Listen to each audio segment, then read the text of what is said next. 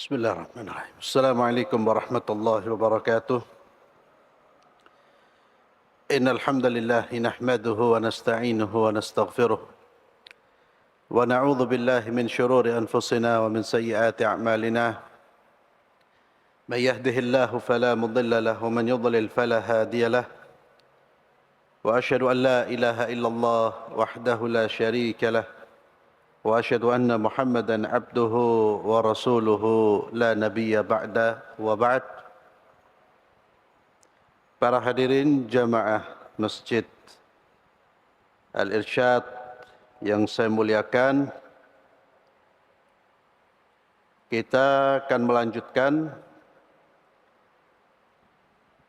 kajian tentang nama-nama Allah yang maha mulia, yang maha sempurna.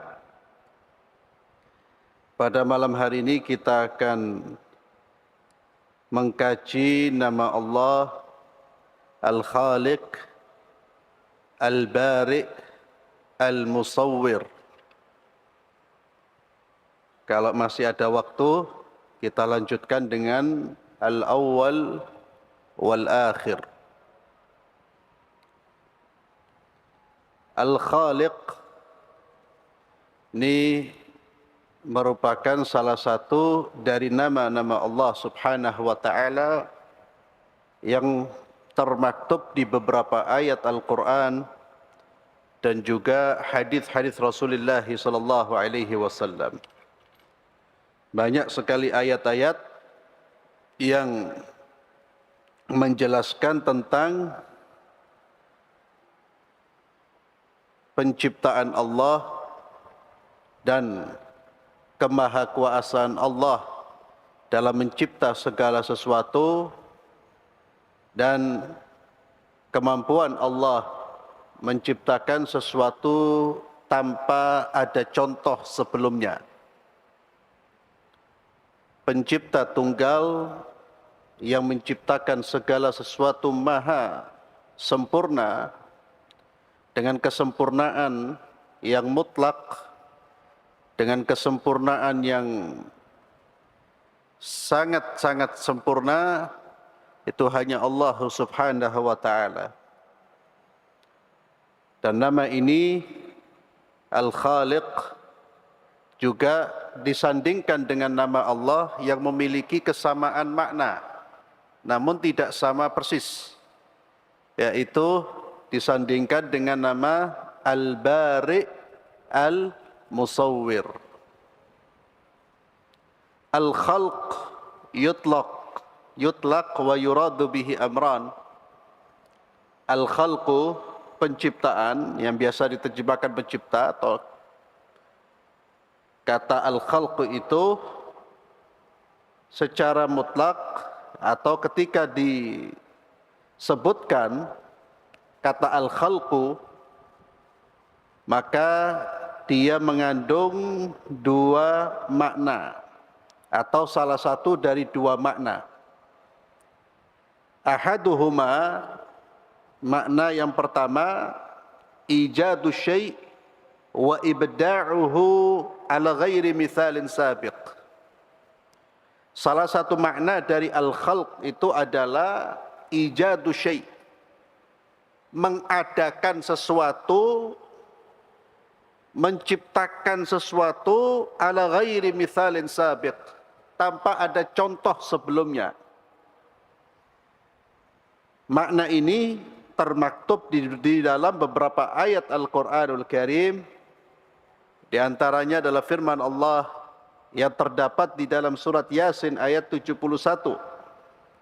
A'udzu billahi minasyaitonir rajim. Awalam yarau anna khalaqna lahum mimma 'amilat aydina an'aman fahum laha malikun.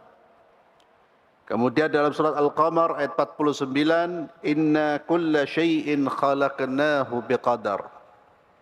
Dan beberapa ayat yang lain.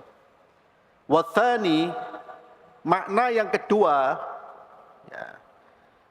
adalah at-takdir, yang artinya menentukan, penentuan. yang makna ini termaktub di beberapa ayat, di antaranya di dalam firman Allah Subhanahu wa taala di dalam surat Al-Hasyr ayat 24, di mana Allah Subhanahu wa taala berfirman, "Wallahul khaliqul bari'ul musawwiru lahul asmaul husna." Kata Imam Ibnu Katsir rahimahullah, kata-kata al-khalqu artinya at-takdir. Al-khalqu di dalam ayat ini artinya at-takdir. Huwallahul khaliq, dialah Allah yang menentukan. Kemudian wal bar'u huwal faryu wa huwa at-tadfit wa ibrazu ma qaddarahu wa qarrarahu ila al-wujud. Kemudian al-bar'u yang darinya terambil nama al-bari, artinya yang memunculkan, yang mengadakan, yang mewujudkan apa yang sudah ditentukan. Itu al-bari. Kemudian al-musawwir yang memberi rupa. Musawwir yang memberi rupa. Masing-masing makhluk memiliki rupa yang membentuk sebuah bentuk dari makhluknya. Itu disebut al-musawwir. Kita dirupakan oleh Allah seperti ini. Siapa yang merupakan al-musawwir? Dan ketika Allah membentuk makhluknya dengan bentuk tertentu, maka bentuk tersebut tentunya dibentuk dengan ketelitian, dengan ilmunya Allah, bukan asal membentuk, bukan asal mencipta. Kenapa kita punya wajah dengan dua mata di depan manusia itu, tidak di belakang? Kenapa hidung kita itu punya dua lubang di bawah, tidak di atas? Itu tidak asal-asalan, pokoknya ciptakan seperti ini. Tapi setiap bentuk dari wajah kita, kalau kita bicara manusia, Allah bentuk, Allah ciptakan dengan hikmahnya, dengan ilmunya, berdasarkan hikmahnya, berdasarkan ilmunya. Dan Allahul Latif, Allah Maha Teliti, ada hikmahnya yang tentunya masing-masing anggota tubuh dengan rupa tertentu di tempat tertentu itu merupakan sesuatu yang sangat tepat. Dialah Allah Subhanahu wa taala. Perhatikan, semua ciptaan yang ada di langit dan di bumi, yang menciptakan, yang membentuk Allah Subhanahu wa taala. Ini makna al-khalqu yang kedua. Ya, tadi yang pertama apa? Mengadakan sesuatu yang tidak ada, mengadakan sesuatu yang tidak ada contoh sebelumnya. Itu salah satu makna dari al-khalqu. Makna yang kedua adalah menentukan. Makna yang menentukan, makna yang artinya menentukan itu, al-khaliq yang artinya menentukan itu terdapat di dalam surah Al-Hasyr. Ketika disandingkan dengan nama-nama Allah Al-Bari' Al-Musawwir. Maka al-khaliq huwa al-muqaddir lil asya' ala muqtada hikmatihi. Al-Khaliq dialah yang menentukan segala sesuatu berdasarkan hikmahnya. Wal bari' al-mujid laha ba'dal adam. Yang dimaksud dengan al-bari' adalah yang mengadakan sesuatu yang sebelumnya tidak ada.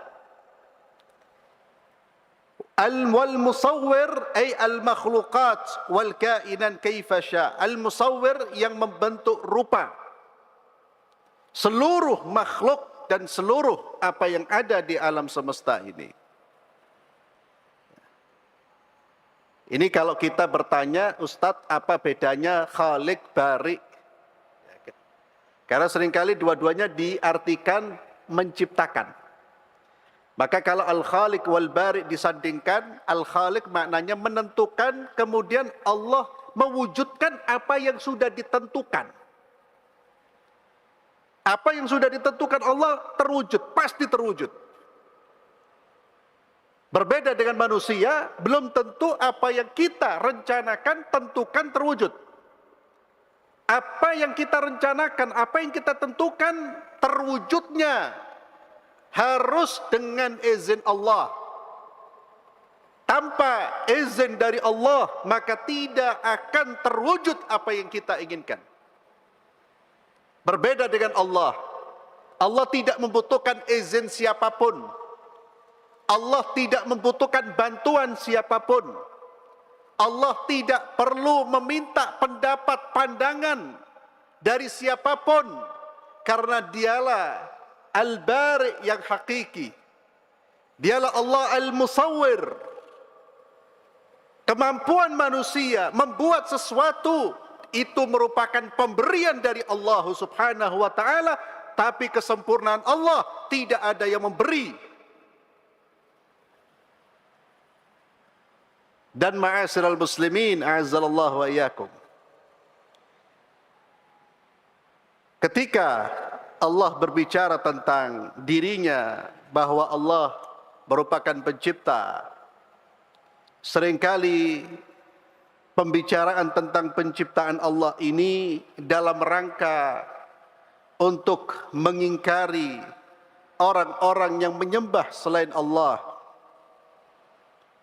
orang-orang yang mengagungkan selain Allah, orang-orang yang memberikan sifat-sifat ketuhanan kepada selain Allah.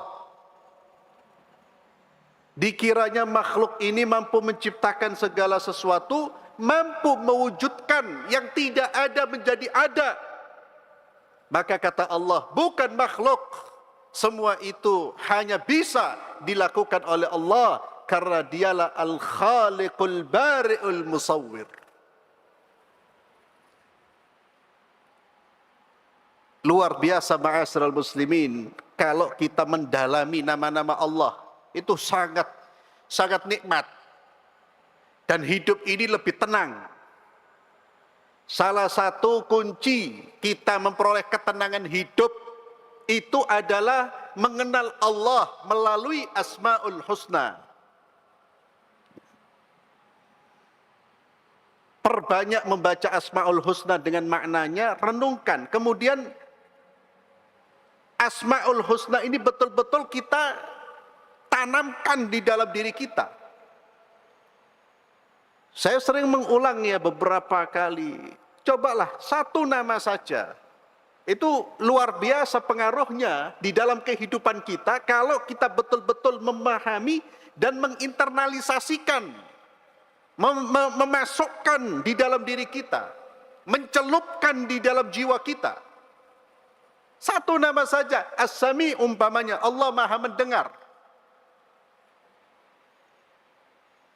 Kalau kita betul-betul sudah terpengaruh dengan nama Allah, sudah mengenal Allah Maha mendengar, kita ngomong pun tidak berani asal-asalan. Berbohong tidak berani, sekalipun manusia tidak tahu kalau kita berbohong. Kenapa? Allahus Sami'. Dan kita pun ketika mengadu, kita yakin kita didengar. Kenapa? Allahus Sami'. Tidak gelisah. Itu baru satu nama, Pak. Bagaimana ketika kita yakin dengan Allahul Alim, Allahul Khaliq, Al-Bari, yang menciptakan. Apa yang tidak bisa dilakukan oleh Allah? Jangankan mewujudkan yang ada, yang tidak ada, yang belum pernah ada di alam wujud ini, diwujudkan oleh Allah. Dan kalau Allah berkehendak hanya terwujud dengan kalimat kun, selesai. Dan dari sini ma'asyiral muslimin juga kita bisa menumbuhkan pengagungan dan kebesaran Allah Azza wa Jalla. Dan dari nama-nama ini, tentang penciptaan Allah, tentang bagaimana Allah membuat rupa-rupa di alam semesta ini juga akan menumbuhkan rasa pengagungan dan kekaguman kepada Sang Pencipta. Maka seharusnya ketika kita memuji sesuatu, maka jangan lupa siapa yang menciptakan apa yang kita puji itu. Terkadang kita lupa dengan Allah yang menciptakan, kita hanya ingat terhadap makhluk yang diciptakan, kita puji-puji makhluknya, kita lupa dengan Sang Khaliq. Kita melihat karya seseorang, wah, Anda hebat, Anda. Siapa yang menciptakan orang hebat ini? Allah Azza wa Jalla. Maka dengan kita mengenal bahwa Allahul Khaliqul Bari'ul Musawwir, kita juga akan senantiasa mengingat Allah. Karena setiap kali kita melihat makhluknya, kita teringat dengan Sang Khaliq. Dan kita pun akan senantiasa memuji Allah, karena setiap kali kita memuji keindahan, kita akan teringat Sang Pencipta. Subhanallah, Allahu Akbar. Itu kalimat-kalimat orang yang dekat dengan Allah, yang mengenal Allah Subhanahu wa ta'ala. Namun orang yang belum mengenal Allah, ketika kagum, wah, ya, wah, hebat, tanpa ada pujian terhadap siapa? Allah Subhanahu wa ta'ala. Berarti dia lupa dengan Allah, terputus akal dan hatinya, tidak nyambung kepada Sang Pencipta. Kalau orang yang selalu nyambung, Pak, melihat ciptaan Allah, ya Allah, fatabarakallahu ahsanul khaliqin. Maha suci Allah yang menciptakan dengan penciptaan yang terbaik, pencipta yang terbaik. Ini tentang wallahul khaliqul bari'ul musawwir. Kemudian ma'asyiral muslimin, dengan kita mengenal Allah, Allah yang menciptakan, menentukan, menciptakan dan membentuk rupa, kita juga akan berhati-hati dalam menilai ciptaan-ciptaan Allah. Oleh karenanya ma'asyiral muslimin, kita tidak diperkenankan menjelek-jelekkan ciptaan Allah. Ya, mohon maaf, terkadang kita melihat manusia yang ya menurut kita kurang baik, lalu kita cemooh. Maka jangan pernah mencela orang karena fisiknya. Fisik itu pemberian Allah. Kita hanya boleh mencelah kemungkaran, perbuatan mungkarnya. Perbuatan ini salah, bertentangan dengan agama. Tapi jangan mencela fisik. Mencela matanya lebar umpamanya, hidungnya mancung umpamanya, ya. Atau dia lahir dari ras ini, ras itu bukan kehendak manusia, Pak. Manusia itu tidak punya kehendak dan tidak bisa untuk menentukan dia lahir dari rahim perempuannya siapa, dari rahim wanita cantik atau wanita yang tidak cantik. Dia lahir di tempat mana, keturunan siapa, itu bukan kehendak manusia. Dan memang Allah tidak mempermasalahkan itu. Sehingga kita, Islam mengajarkan kepada kita ketika melihat manusia, maka mereka adalah Bani Adam. Satu, tidak boleh melebihkan karena fisik, karena keturunan. Yang memberi nilai kepada manusia, yang mengangkat derajatnya at-taqwa. Maka Allah Azza wa Jalla menekankan, inna akramakum indallahi atqakum. Setelah Allah berbicara tentang penciptaan manusia, laki-laki dan perempuan dengan berbagai macam warna kulit, Allah ingatkan, bukan itu yang membuat kalian unggul.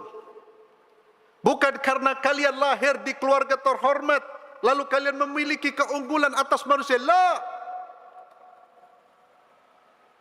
Yang membuat kalian unggul, wahai manusia, bukan bentuk, bukan rupa, tapi keimanan dan ketakwaan. Inna akramakum indallahi atqakum. Maka orang yang akil, dia tidak akan terlalu fokus membentuk rupanya dirinya.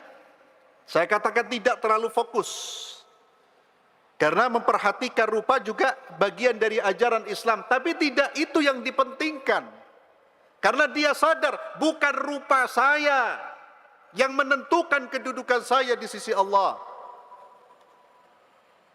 namun ketakwaan saya. Sehingga orang saleh, orang yang berakal itu dia akan lebih fokus pada perbaikan hatinya, perbaikan dirinya, perbaikan amal salehnya, peningkatan takwanya. Itu yang terus dia lihat, yang dia bercermin, bagaimana ketakwaan saya, bagaimana keimanan saya, bagaimana mahabbah saya, bagaimana rasa takut saya kepada Allah. Itu terus yang menjadi perhatiannya. Ada rupanya, ya dia perbaiki sebisanya. Jangan menjadi manusia yang sebaliknya, rupa fisiknya yang diperhatikan, namun jiwanya kosong dari nilai-nilai keimanan, jiwanya kosong dari mahabbatullah. Setiap hari bercermin, Masya Allah, teliti Pak, rambutnya dia, alisnya, ada yang sedikit maju saja. Itu ingatkan kepada keluarga kita, istri kita, anak-anak kita. Silakan bercermin, silakan menampilkan fisik yang baik, merawat tubuh, bagian dari ajaran Islam. Tapi ingat, ketika Anda merawat tubuh, rawat pula imannya, rawat pula iman Anda. Cantik dah ono nilainya kalau tidak diiringi dengan ketakwaan kepada Allah. Dan kecantikan fisik tidak akan bertahan lama. Tidak akan bertahan lama. Tampannya rupa tidak akan bertahan lama. Itu akan lenyap. Dan tidak memberikan dampak, kecuali hanya pengaruhnya dalam kehidupan kita hanya pujian manusia, dan ya itu sebatas itu sudah.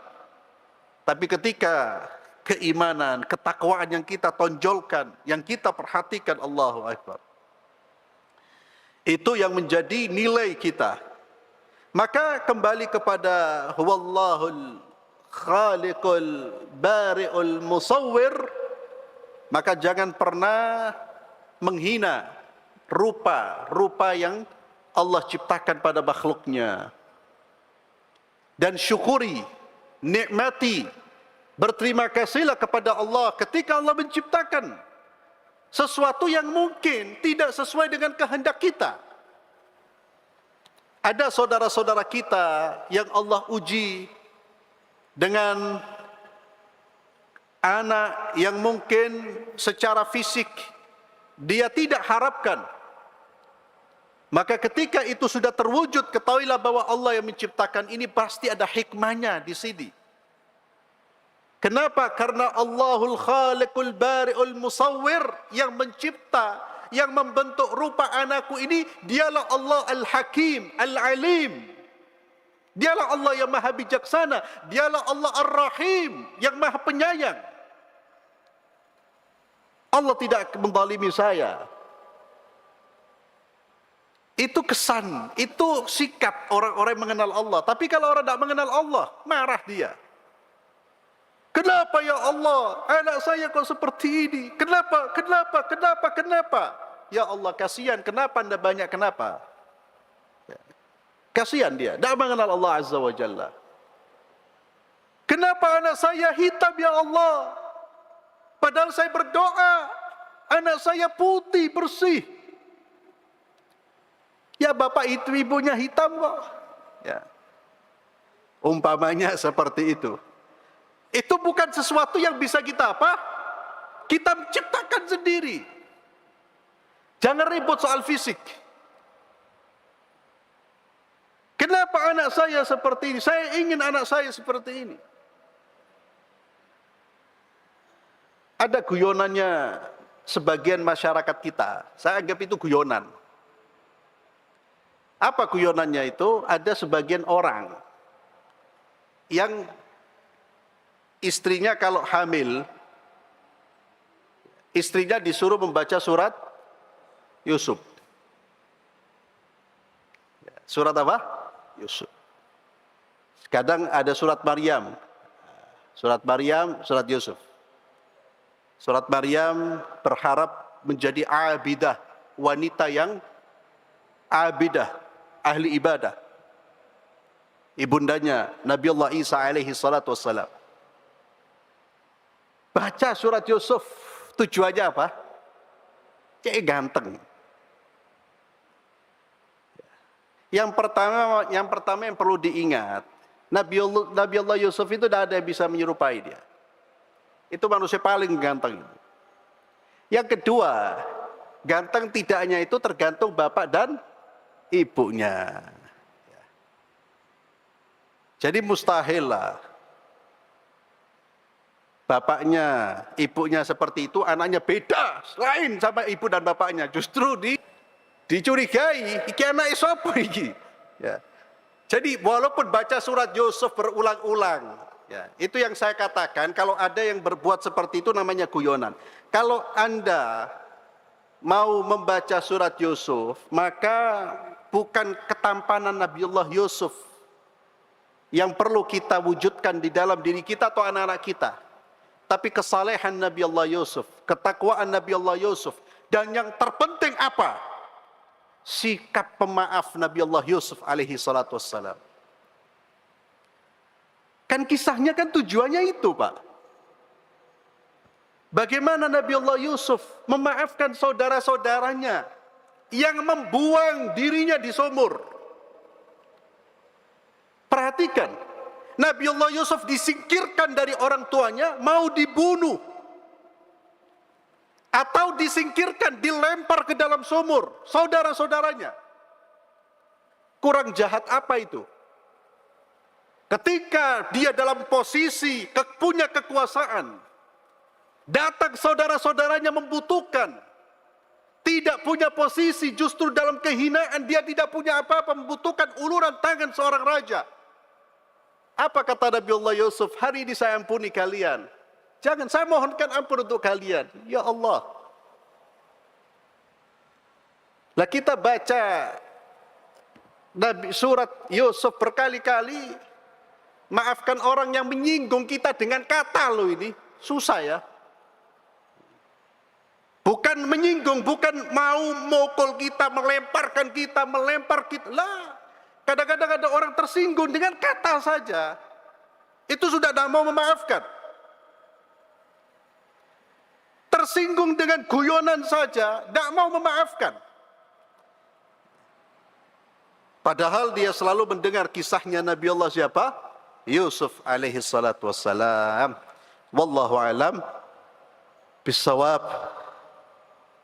InsyaAllah kita lanjutkan pada pertemuan berikutnya. Kita akhiri dengan doa kafaratul majlis. Subhanakallahumma bihamdik, asyhadu an la ilaha illa anta astaghfiruka wa atubu ilaik. Assalamualaikum warahmatullahi wabarakatuh.